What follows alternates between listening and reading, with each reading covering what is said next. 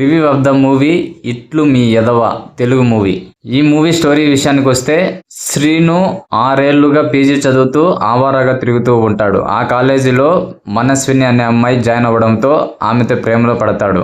ఆమె చుట్టూ తిరిగి ఆమెను ఇంప్రెస్ చేసేలా మారి ఆమెని ప్రేమలో పడేస్తాడు. ఎప్పుడు యదవలా తిరిగే కొడుకు బాగుపడుతుండడంతో శ్రీను లవ్ లో పడ్డాడని తెలుసుకొని అతని తండ్రి ఆ అమ్మాయి యొక్క ఫాదర్ దగ్గరికి వెళ్లి పెళ్లి సంబంధం అడుగుతాడు. కానీ నా కూతురు నీ కొడుకు వల్లే ఇలా మారిపోయింది, అసలు అలాంటి ఎదవకు పిల్లని ఇస్తారా అని తిట్టి పంపించేస్తాడు. దీంతో శ్రీను ఆ అమ్మాయి వాళ్ళ ఇంటికి మాట్లాడదామని వెళ్తే ఈ ఇష్యూ కాస్త ఒక డాక్టర్ వద్దకు వెళ్తుంది. శ్రీనుని 30 రోజులు ఆ అమ్మాయి యొక్క తండ్రితో ఉండాలని, అప్పటికీ శ్రీను నిజంగా ఎదవ అని తెలిస్తే ఈ ప్రేమ వదిలేయాలని డాక్టర్ ఛాలెంజ్ పెట్టడంతో శ్రీను అండ్ ఆ అమ్మాయి యొక్క వాళ్ళ నాన్న అందరూ కూడా ఒప్పుకుంటారు. మరి శ్రీను 30 రోజుల్లో మంచోడు అనిపించుకుంటాడా లేదంటే యదవని అనిపించుకుంటాడా?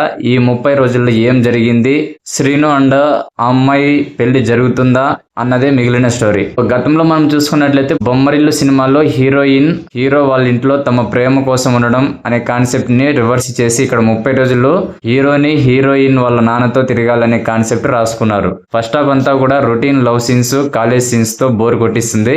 కొన్ని సీన్స్ రాసుకొని వాటిని అతికించినట్లుగా ఉంటుంది. శ్రీను అండ్ మనుల ప్రేమ ఇంట్లో తెలిసిన దగ్గర నుంచి స్టోరీ కొద్దిగా ఇంట్రెస్టింగ్ గా ఉంటుంది. ఇంటర్వెల్ కి 30 రోజుల ఛాలెంజ్ తో నెక్స్ట్ ఏం జరుగుతుంది అనే ఇంట్రెస్ట్ అయితే కలిగించారు. సెకండ్ హాఫ్ అంతా కూడా హీరోయిన్ వాళ్ళ నాన్న బాయ్ ఫ్రెండ్ మధ్యలో నలిగిపోతూ హీరోయిన్ చుట్టూ కథ అయితే ఉంటుంది. సెకండ్ హాఫ్ లో కూడా కొన్ని సీన్స్ అవసరమా అనిపించినాయి నాకైతే. కామెడీ చేయాలని ట్రై చేశారు కానీ ఎక్కువ వర్కౌట్ అవ్వలేదు. క్లైమాక్స్ అయితే ఎవరు కూడా ఊహించలేరు. ప్రీ క్లైమాక్స్ కాస్త ఎమోషనల్ గా ఉంటుంది. క్లైమాక్స్ మాత్రము స్టోరీని నడిపించిన దానికి చాలా డిఫరెంట్ గా బాగా రాసుకున్నారు. క్లైమాక్స్ కోసము సినిమా మొత్తం చూడాల్సిందే.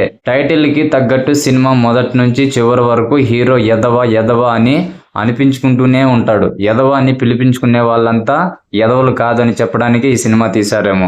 ఒక పక్క డైరెక్టర్ సినిమా తీస్తూనే మరో పక్క హీరోగా బాగానే యాక్ట్ చేశాడు త్రినాథ్. చాలా చబ్బీగా, క్యూట్ గా హాఫ్ శారీలో కనిపిస్తూ స్క్రీన్ పై అందాన్ని తీసుకొచ్చింది సాహితి. అందంతో పాటు యాక్టింగ్ తో కూడా ఇంప్రెస్ చేసింది. ఎప్పుడు తిడుతూ ఉండే తండ్రి క్యారెక్టర్ లో గోపరాజు, కూతురు కోసం ఆలోచించే తండ్రి క్యారెక్టర్ లో దేవి ప్రసాద్ ఇద్దరు వారి క్యారెక్టర్ లో బాగా యాక్ట్ చేశారు. డాక్టర్ క్యారెక్టర్ లో తనికెళ్ళ బరిని గెస్ట్ అపియరెన్స్ ఇచ్చి ఆ క్యారెక్టర్ లో బాగానే సెట్ అయ్యారు. సినిమాటోగ్రఫీ, విజువల్స్ బాగానే ఉన్నాయి. బీచ్ లో సీన్స్, సాంగ్స్ లో మాత్రము విజువల్స్ చాలా అద్భుతంగా ఉన్నాయి. ఆర్పి పట్నాయక్ తన పాత స్టైల్లో బ్యాక్గ్రౌండ్ మ్యూజిక్, పాటలు ఇవ్వడంతో ఇవన్నీ ఎక్కడో ఆయన పాత సినిమాల్లోనే విన్నామనే ఫీలింగ్ అయితే వస్తుంది.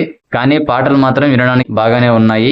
బొమ్మరిల్లు కాన్సెప్ట్ ని మార్చి కొత్తగా రాసుకుని రొటీన్ సీన్స్ తో మంచి క్లైమాక్స్ తో రాసుకున్నాడు డైరెక్టర్. అండ్ ఓవరాల్ గా ఇట్లు మీ యదవ మూవీ బొమ్మరిల్లును రివర్స్ చేసి రాసుకున్న ఓ లవ్ స్టోరీ. ఓసారి టైం పాస్ కు చూడాలనుకుంటే ఖచ్చితంగా ఓసారి టైం పాస్ కి అయితే చూడొచ్చు. అండ్ మీకు ఎలా అనిపించింది, మీ రివ్యూను కూడా కామెంట్ సెక్షన్ లో తెలియజేయండి. అలాగే మూవీ అప్డేట్స్ మరియు రివ్యూస్ కోసం మన ఛానల్ ని తప్పకుండా సబ్స్క్రైబ్ చేసుకోండి.